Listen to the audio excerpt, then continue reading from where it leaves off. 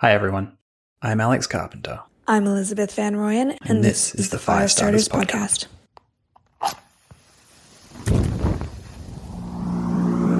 One, two, three, four. In this episode, we discuss some of the startup opportunities that arise from the legal industry, as well as professional services.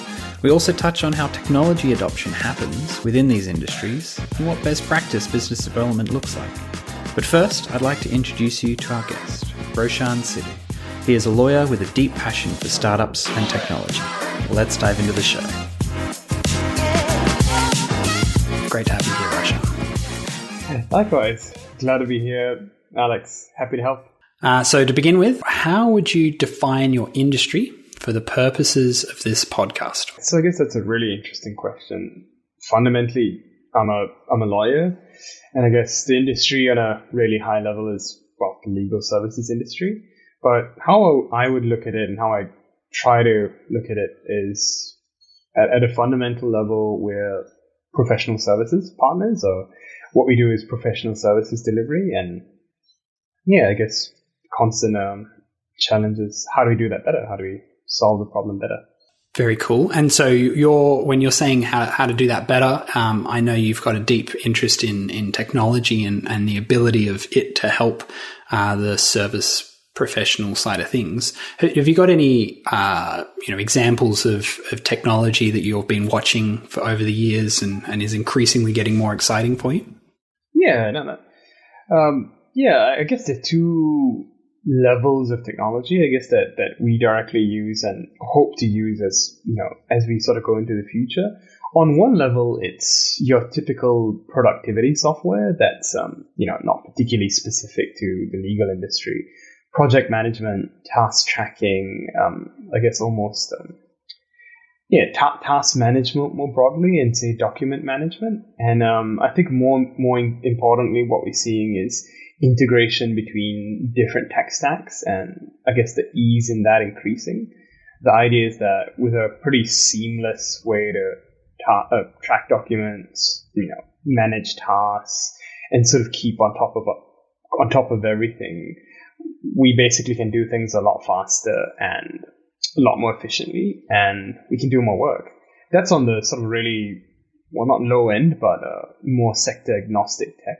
On the more sector-specific tech, we're seeing a lot of, I think, machine learning and AI come in at I guess, a data ingestion and analysis level. It hasn't quite, I think, reached visualization particularly well. I'll give an example in document review for large mergers and acquisitions. Quite often, the usual approach is you have a whole bunch of junior lawyers, you throw them at a data room with thousands and thousands, if not millions of pages of documents.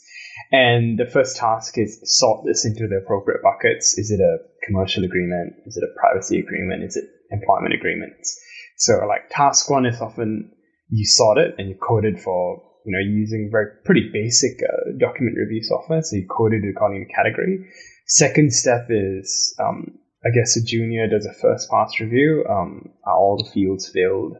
Any glaring honking mistakes? And then the third pass is sort of really nail down and sort of put your legal and commercial hat on in terms of, are there any risks in these documents that would prejudice the transaction or, potentially result in damages in the long term?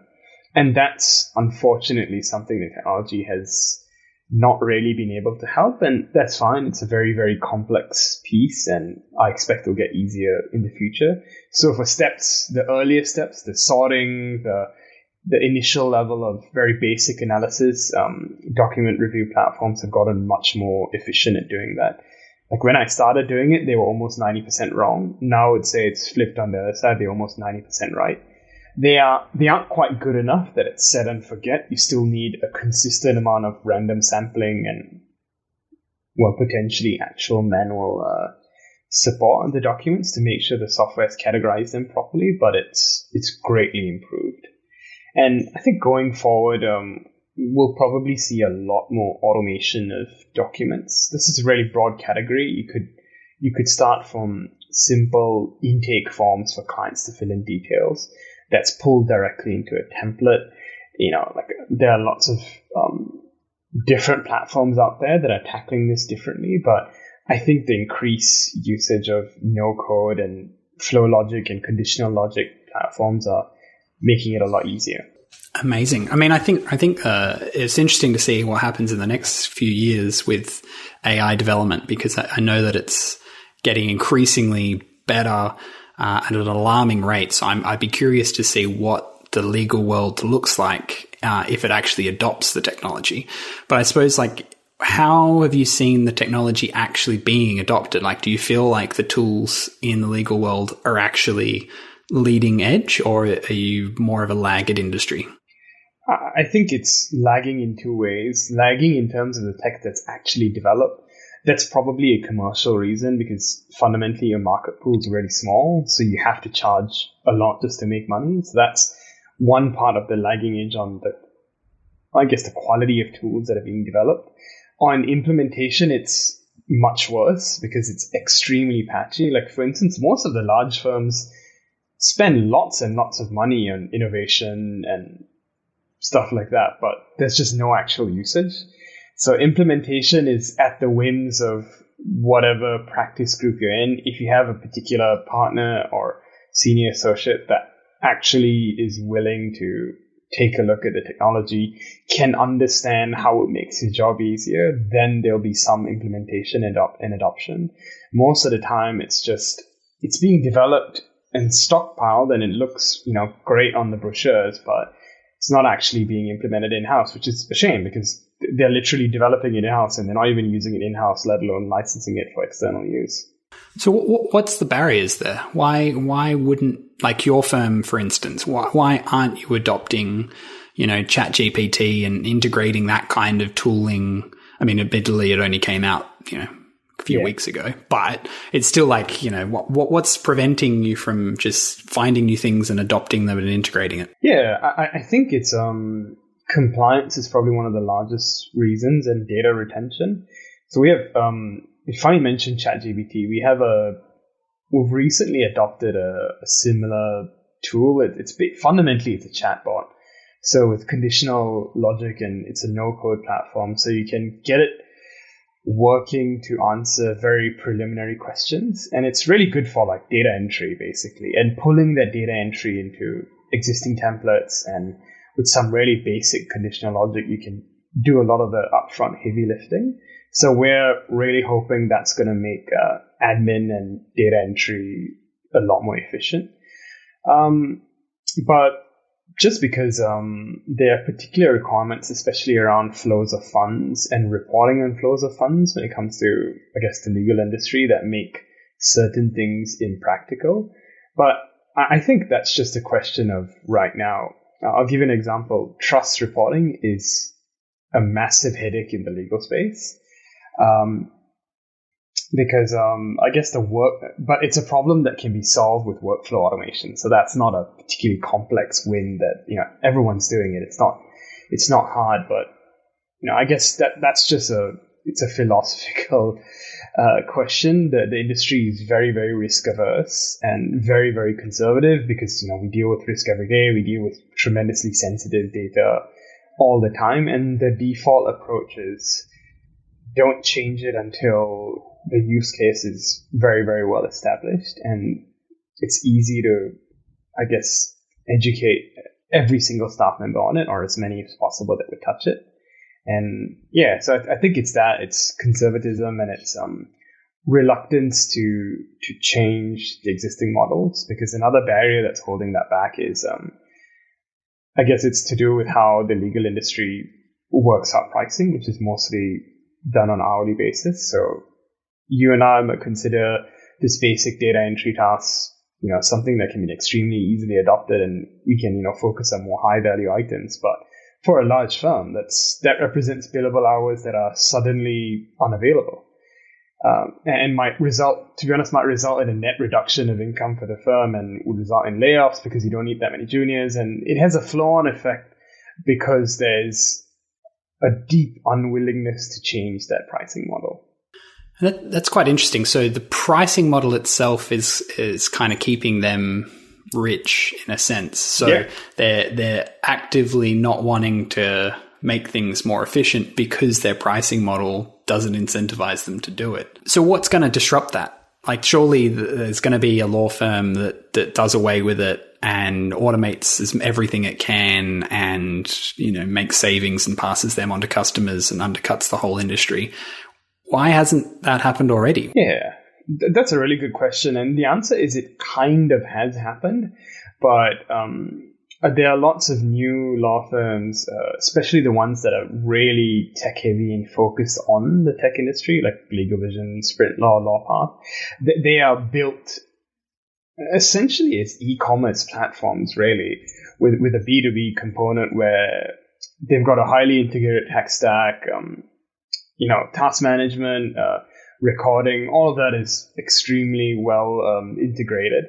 And they, generally speaking, rarely do billables unless it's a task that it's so bespoke that, you have to do billables because you have no idea what the answer is. But their biggest problem and why they haven't really disrupted industry, what they've done is they have made it a lot easier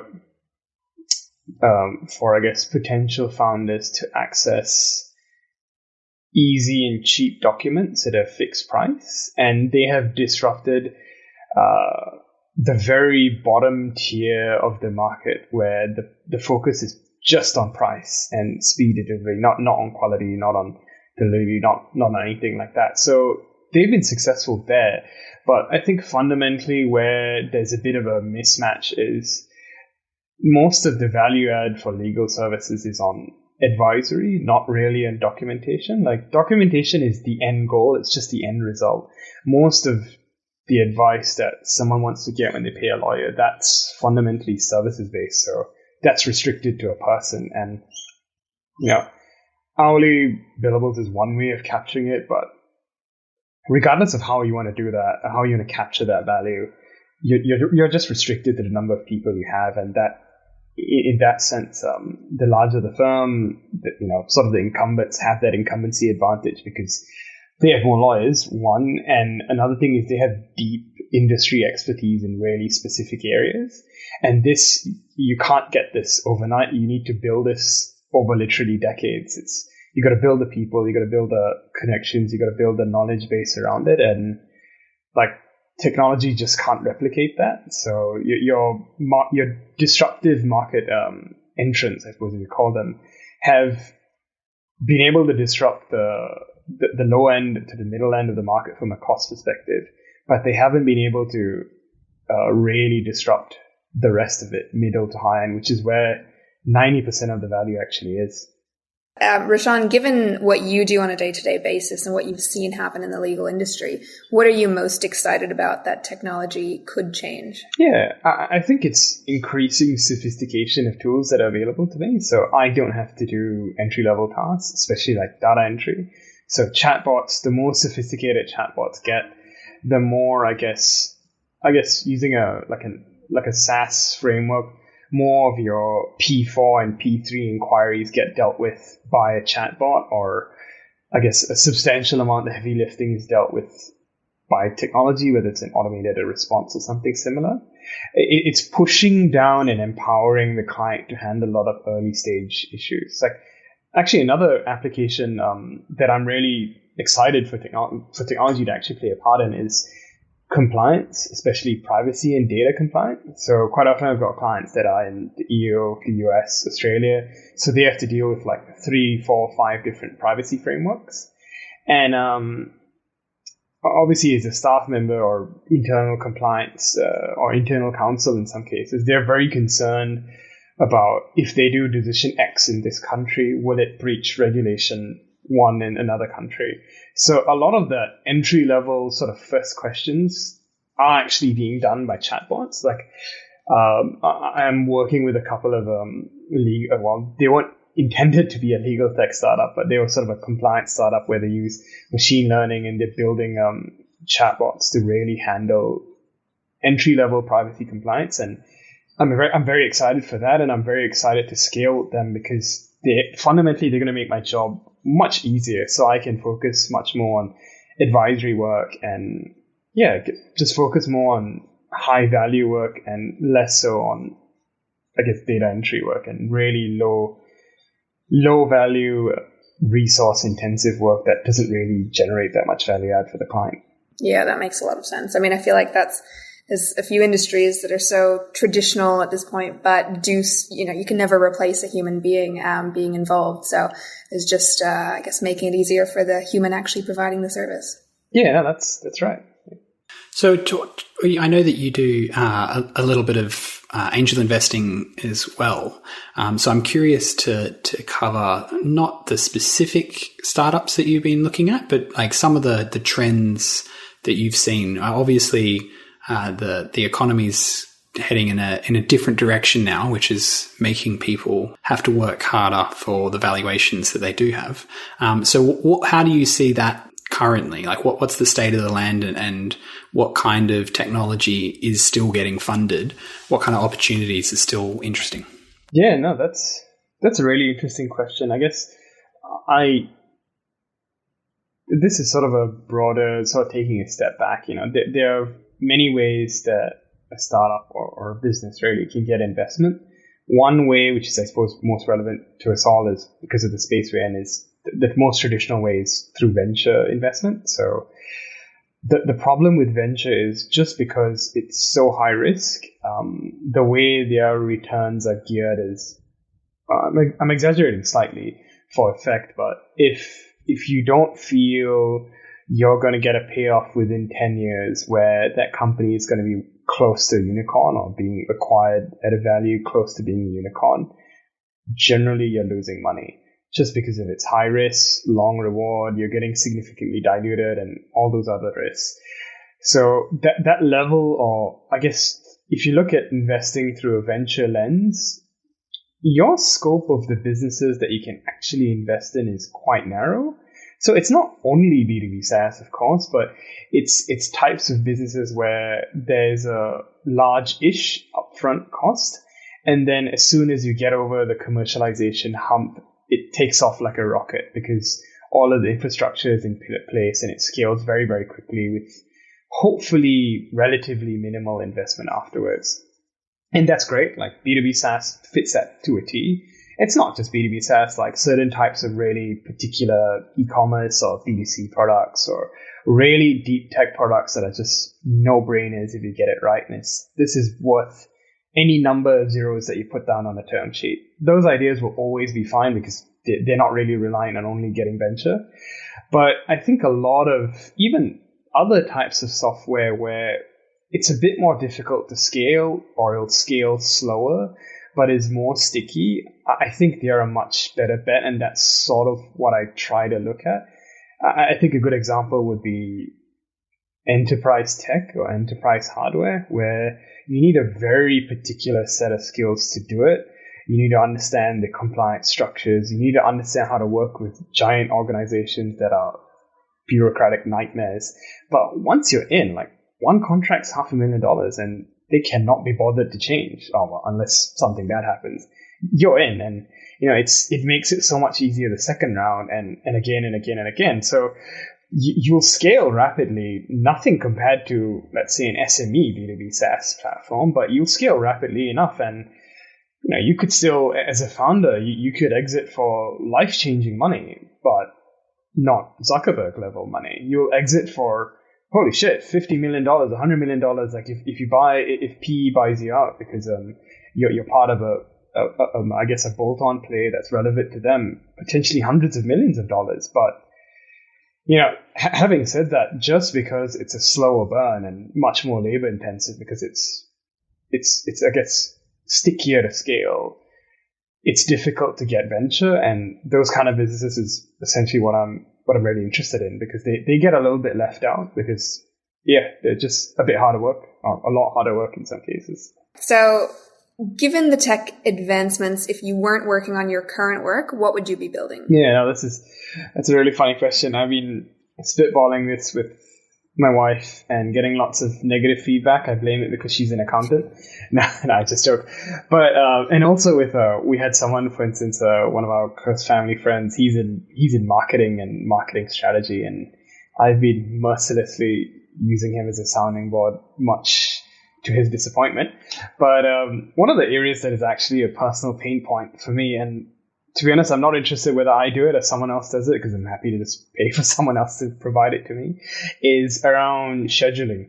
So I think Alex has talked about this before in the past. My frustration is Calendly as its own is an excellent solution if the other person is using Calendly or you're within the same organization.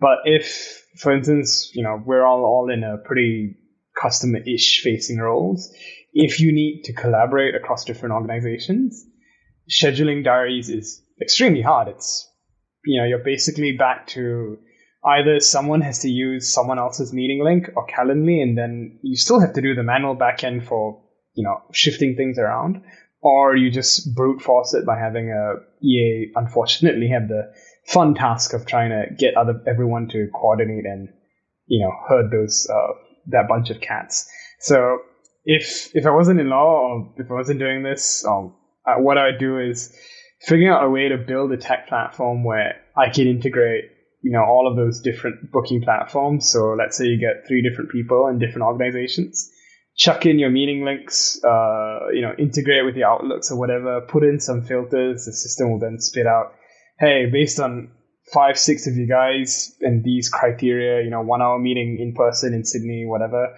here's 4 different slots, confirm if everyone's okay with it, automatically sends out invites. Like that's my dream. So that's something I'm very passionate about. Well, if you crack that, I think you'll be the next billionaire, Roshan. Now, just jumping back to your industry, on the client-facing side, is there anything that from a user journey, would they want anything else that, if they could wave a magic wand and pick one thing that would make their lives easier? Is there anything that you understand that your clients would actually want from you or from your business? I think it's this is sort of a broad bucket, but contract management and task management, empowering them to make as much of the decisions themselves without needing to escalate to me unless it's critical. And there are several ways that you can do this currently. Like contract management software has come a very long way from really bespoke enterprise grade stuff that requires a team of PhDs to just do data entry to, pretty simple API driven platforms that are increasingly more common. So I think that's something that they would get a lot of use of and I would get a lot of use of. And that, and I think combined with chatbots, are 2 of the most immediate things, like data entry, contract management, like because I do lots of essentially outsource in-house counsel work. That's like 30 or 40% of the workload that I think would hopefully streamline that into, say, 10%. Yeah. And how about, what do you think could happen in the next year in your industry that could, inspire some startups to form? Yeah. I don't know, like off the top of my head, it would be improvements on existing legal tech pieces that are probably being worked on already. So it's more improvements on productivity tools more broadly and making them easier to integrate. There is one that's on the horizon. For the life of me, I can't remember what they're called, but they basically look like an Asana board. So they're basically like Asana, but sort of slanted for legal firms to use. And instead of, like, let's say having to take Asana and then build all the integrations yourself to Teams, Zoom, Dropbox, whatever, like, you can do it yourself with Asana as long as you have the other end. But this platform just essentially does it for you. It's like, yeah, your workflow builder, done. All your integrations to your communication software and document storage software, all done already. Just click it in, and yeah, that I think that is something I'm quite curious at actually exploring, and I do want to check out how they're iterating and going on their journey. Yeah, that's really interesting. And I guess that kind of touches on my next question. Do you think, will there be any impacts given what's going on with the broader economy on the legal industry, or is it more going to be potentially around just, productivity, streamlining in-house to make sure that you are maximizing, the human resource? I think that's sort of something that I should have touched on earlier. A lot of the workflow and productivity issues in my space, at least, is dealt with primarily by hiring people. So you have this what's the word? Teeth to tail problem, where the teeth is only 10% and 90% is the logistics tail or admin support tail. So ideally, you want to flip this ratio, and I think really, well, from a tech perspective, quite basic productivity and workflow advantages is going to make a massive impact. I don't think this is actually going to filter through all that much into the space because they just don't see it that way. It's probably a mindset question rather than a technology question. And on a broader level, I suppose this is, stepping back a second, from a macro level, a lot of law firms are going to end up shedding a lot of lawyers that they hired, especially in corporate and more transactional based teams, because there is, and there will continue at least to be for the next year or so, a slowdown in overall I guess business intensity, which will result in a slowing down in M&A and acquisitions in that space. So that's going to result in, I think, lots of consolidations, and it's going to almost it's not really going to result in that much cost savings, because the way the industries just save costs is by laying people off. So it's fewer people doing more work, unfortunately. But if they look at technology, there's so many ways that you could cost save without, slash and burn. Yeah, no, that makes sense. If there was someone listening who was a great AI engineer, how would you advise them to get into legal firms? What is the best BD approach? Yeah, that's a good point. I think systems integration is one, workflow management is another one, and that's really it. It's like, honestly, as disappointing as this is for most of the tech space that are looking for insight into particularly complex solutions, it's mostly around workflow management. And I think, because there's no need for developing the next new specialist legal ERP tool or specialist legal CRM. You can, just use Asana or HubSpot. They are so good, and we barely touch 10% of what the system can actually do. Having better workflows that can actually integrate, that's going to be a game changer. And yeah, if someone, let's say an AI engineer, could come in and help work out some of the rules around it, that would be good.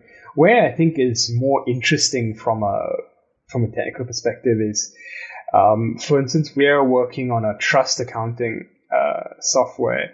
The decision engine on what rules or what types of transactions are rendered as a trust and reportable, that kind of thing is quite complex. And we would definitely be able to use an engineer's assistance on that, because the better that we are able to get that set up, the possibility for much greater efficiency savings is enormous. Like large law firms hire thousands of people to do trust accounts and billing entry and all that stuff. Like, these people can, one, have much better quality of life, and two, they can upskill and do better tasks that aren't, entry level, because they're really smart, and they should have an opportunity to do more. Yeah. And coming back to regulatory benefits or changes, when the open banking regulation came into Australia, it obviously created a few startup opportunities, like AdaTree. Is there anything else that is coming up that might be similar in the legal space? Not directly in the legal space, but sort of ancillary in the tax and auditing space. I think automated audit reports, or automating massive chunks of what's a extremely resource and manual process, is coming up. A lot of open standards have been established. ATO has been working really, really hard to update their own APIs to make it possible to pull considerably more amounts of data, and to pull it directly from, to integrate tax data and banking data together. So if you can cross-reference it, you make a lot of tax filing redundant, because it's automated. It auto-populates it, like, for instance, your individual tax return. Imagine that, but on a much bigger scale. Like, that's coming. I think they've only started in July of last year, which is when the verdict came on high that everything is going to be open source. or open source within limits. I think that's going to be a tremendous change. Like open banking, that's going to flow into tax and a lot of things, because I'll give you an example. Open banking APIs are going to make secondary stock exchanges possible, or integrating payment directly from your bank account. So let's take the ASX, for example. If you're on CommSec, because you're a CommBank account holder, you can directly take money from your account and buy, Woolly stock or whatever. If you can't really do that, if you're directly on the ASX, and if you don't want to be tied to a particular bank, like let's say you've got 5, 6, 7 different accounts, or you want to set up a secondary stock listing, you can't really do payments other than maybe a really simple, here's a Stripe gateway, because you're limited to someone putting down the credit card details. But with open banking, let's say a company is doing a raise on, let's take Cake, for example, as an equity platform. They could integrate, or their investors or even their employees could integrate their bank accounts directly onto Cake. So they could pay the exercise prizes. They could run the entire raise, including what's traditionally been the most sticky bit, actually getting bank transfers processed. You could do all of that through one platform because the standards now allow for it. And they haven't in the past, and it's been a massive back and forth because banks are risk averse and banks would like to charge fees for every single thing. So if this, I guess, plays out in a way that we all want it to, that's going to be a massive game changer. Yeah, that's super exciting. I mean, that'll be just for startups raising would capital be much alone. Easier. Yeah. That would be incredible. So how would we do that? Like you're basically, I mean, we could get the Cake team and the AdaTree team in a room, give them that idea, because I know that Jill would love to disrupt the capital raising industry. Like nothing would bring her more joy. So I reckon the Cake guy is probably not too far behind. Is there anything else that needs to happen? So you're saying the regulation's there, we have the tech, it's just no one's done it. I think so. I think the regulation's getting there. It's still pretty early days. Like early stage guidance has been put out there. That sort of doesn't mean everyone's going to press the accelerator and go. That kind of needs to result in several other things sort of trickling down where everyone kind of goes, all right, we can do this now because of this thing. It's almost like tech, right? You have this core piece of deep tech that's being developed, and then everyone's going to take that and now commercialize it. So we're in the commercializing of this new legislative opportunity stage. So it's still pretty early days. Yeah, so potentially, I'll give an example to take it one step further. Like Cake, it hasn't done this yet. Yet another platform called Boulevard has. Share registry platforms integrate directly to ASIC. So if I change a director's name or director's shareholding on traditional share registry, it integrates directly with ASIC and it makes that update yourself, so you don't have to do anything. Cake doesn't do it yet, but I understand it's on the pathway. So that's already in existence. So you have the reporting is being automated through Cake. If you get payment done, you could, it's pretty seamless. Investor one puts in $100,000, uses embedded DocuSign or HelloSign or whatever it is they use for e-signature to sign the subscription agreement. Fantastic. The system automatically generates, or someone helps generate the share cert. That's signed off. That gets circulated by e-signature. That gets changed in Cake. ASIC register gets updated, and the bank goes, all right, all this paperwork is now signed. That triggers a workflow. Here's $100,000 as per the, obviously you'll code it to fields in the agreement. Yep, that's the field. Everyone's signed off on it. Cool. The money's in the bank account, and nobody has to do anything. It's all automated once they sign off, and that's going to be huge. That's going to save so much cost. That's going to save so much complexity, and it's just going to turn things around so much quicker. Look, these platforms can charge more because people are happy to pay for this functionality. It's not a case of losing money. You can charge so much more for these additional features. You just need to work out how to do it.